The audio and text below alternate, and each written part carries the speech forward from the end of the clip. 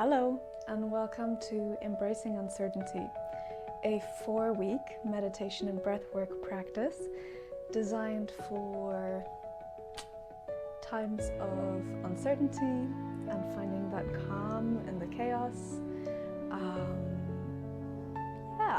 Today we're joined by my beautiful newborn baby, so she might do some meditation with us too. We'll have to see. Maybe a feed first, we'll have to see.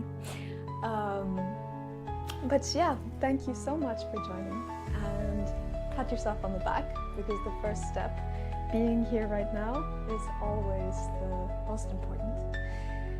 And let me just give you a little bit of an introduction as to what you can expect. So I was very inspired this time round when I was planning this course by the idea that nature needs a certain amount of chaos to regenerate itself. I think that's a really beautiful metaphor in a way, because often when we're faced with little bits of chaos or uncertainty or things that feel unsettling, it can feel like they should just go away, or like, at least for me, I can get into the habit of wanting to just push it aside, or feel like it shouldn't be there, or it feels unfair. But actually taking that concept and trying to use it in a way to inspire us to feel like actually a little bit of chaos can help us grow. It's no bad thing, and perhaps we can embrace that just a tiny bit, even if it's just a tiny bit. In our meditation practice, in our breath work, it might just help. But yeah, this course is always just an open invitation. It's there's no having to do anything. It's no teacher or student relationship. There's just purely, these are invitations that you can try, and if it doesn't resonate with you, if there's something in the practice that you would prefer to leave, that's absolutely fine. But yeah, I'm doing this this course purely because it's something that I would really like to explore as a theme, and see if it helps me. It might resonate with you as well. Hey, lovely Robin, you all good? Yeah. Okay, so yeah, inspired by that idea of chaos being something that can be actually supportive and help us to grow. This course is also inspired by a Buddhist concept around the 5 remembrances, which is something that I have found in the past can be actually quite helpful. It's not something that should evoke fear, but it's based on this idea of remembering that things can change.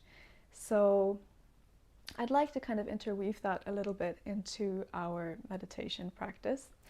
But yeah, the 5 remembrances are: I am of the nature to grow old. There is no way to escape growing old. So yeah, just remembering, I can grow old. I am of the nature to become ill, and there's no way to escape that. Hey, no way. We all get sick sometimes. I'm of the nature to die, and all that is dear to me and everyone I love can change.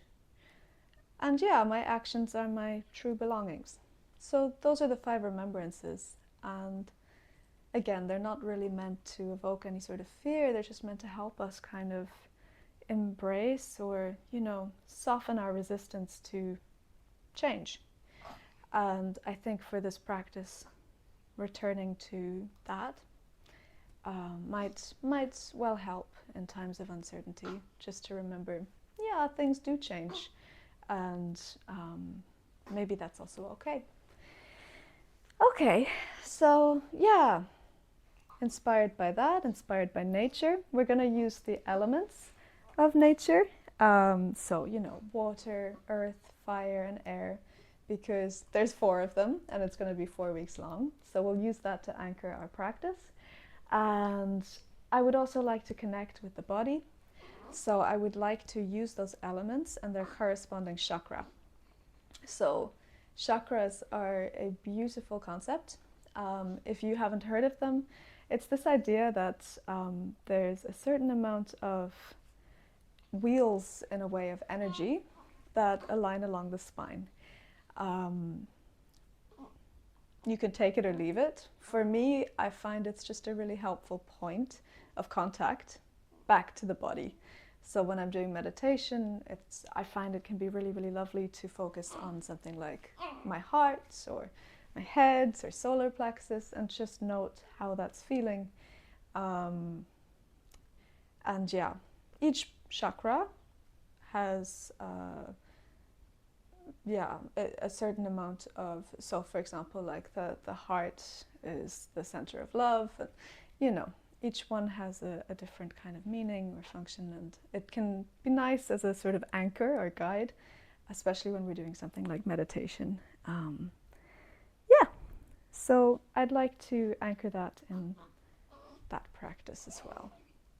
So I won't talk any longer. Let's get into our meditation without further ado. Ado or ado, I don't know. But thank you so much again for joining, and I really, really look forward to, this journey into embracing the unknown, embracing uncertainty through meditation and breathwork. See you soon.